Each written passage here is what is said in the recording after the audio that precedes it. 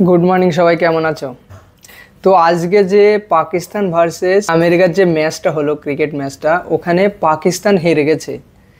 ভাবা যায় মানে পাকিস্তানের মতন একটা ওয়ার্ল্ড চ্যাম্পিয়ন টিম, মানে এত ভালো টিম, পাকিস্তান আমেরিকার কাছে হেরে গেছে।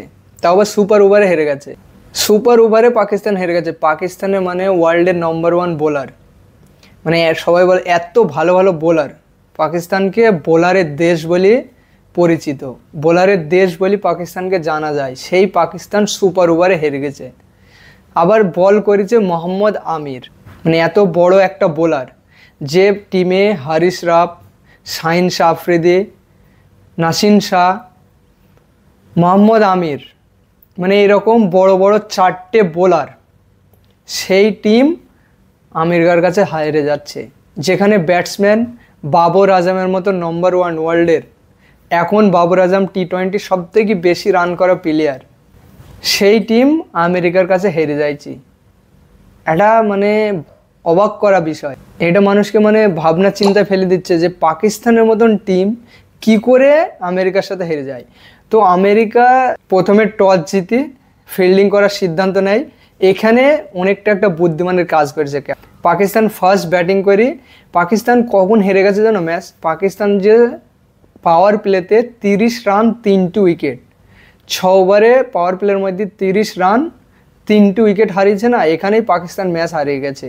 যাই হোক, সাদাব খান এসে একটু মেরিয়ে রানটাকে একটু উপরে করে দিচ্ছে, কিন্তু রান খারাপ নয়। টি-20 ইন্টারন্যাশনালে 159 রান, 160 জেতার টার্গেট। তো 159 রানটা ইন্টারন্যাশনাল ক্রিকেটে অনেক ভালো রান। যেখানে পাকিস্তানের এত বড় বড় বোলার, সেখানে সামনের টিম হচ্ছে আমেরিকা, ফার্স্ট টাইম খেলছে ওয়ার্ল্ড কাপ।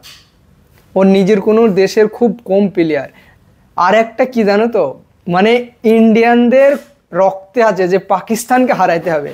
তো আমেরিকার যে ক্যাপ্টেন হচ্ছে ইন্ডিয়ার, আমেরিকার যে ক্যাপ্টেন মোনাং প্যাটেল, ও হচ্ছে ইন্ডিয়ার, গুজরাটে বাড়ি ওর। তো ইন্ডিয়ানদের না রক্তে মিশা আছে যে পাকিস্তানকে যা করে হারাতে হবে।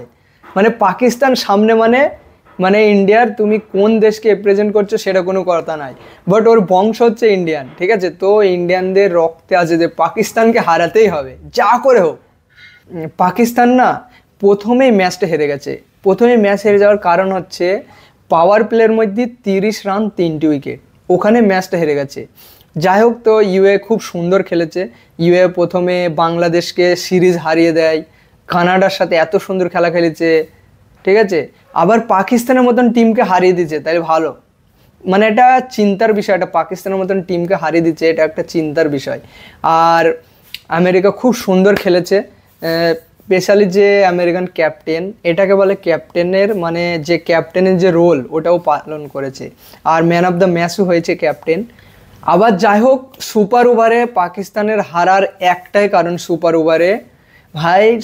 ওভারে এক্সট্রা 7 রান, ওয়াইটের পর ওয়াইট। আমিরের মতন একটা বোলার, ওয়ার্ল্ড ক্লাস বোলার, যদি এত ওয়াইট দেয় সুপার ওভারে, সে ওখানে তো ম্যাচ হেরে গেছে।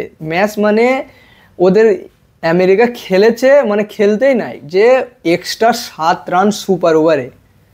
ভাবছো এক্সট্রা 7 রান দিচ্ছে সুপার ওভারে, ওখানেই ম্যাচটা হেরে গেছে। পাকিস্তানের যে গর্ব ছিল যে আমরা বিশ্বের নম্বর ওয়ান বোলিং টিম, সেটা আজ প্রমাণিত হলো যে মুখে বললে হয় না, কাজ করে দেখাতে হয়। একটা কথা আছে না, এই জিনিসটা না খালি, কি বলে, খালি খুব বাজে, খালি জিনিস খুব বাজে, তো বাজলে হবে না। এই বোতলটা হচ্ছে ভরা, আওয়াজ হচ্ছে না, তো খালি জিনিস বেশি বাজে, সাউন্ড বেশি করে। একটা কথা হচ্ছে কয়েন না, কয়েন সবসময় সাউন্ড দেয়। তো তোমাদের বললে হবে না যে আমরা ওয়ার্ল্ডের নম্বর ওয়ান বোলিং দেশ। যখন পাকিস্তান টিমের স্কোয়াড ঘোষণা হলো, তখন বললো এই বোলিংয়ের আগে কোন দেশ খেলবে, আজকে আমেরিকা বাজিয়ে দিয়েছে ঘন্টা।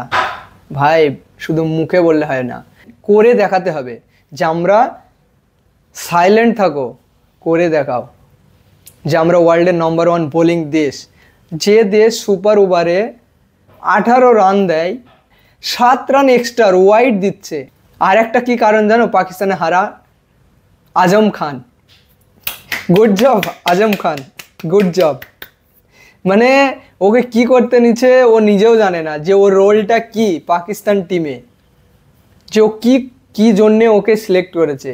না ফিল্ডিং করতে পারছে, আসছে প্রথম বলে আউট হয়ে চলে যাচ্ছে, ওর রোল কি? মানে পাকিস্তানে একটু বড় সড়ো প্লেয়ার নেই যে দেখাতে হবে ওই জন্যে নাকি যে একটা বড় সড়ো প্লেয়ার আছে?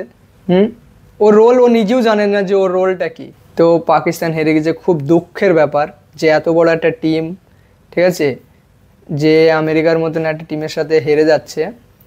খেলাতে তো হার জিত অবশ্যই আছে, কিন্তু তাও এগুলো হচ্ছে একটা চিন্তার বিষয়। So thank you so much, আবার দেখা হবে একটা নতুন ভিডিও।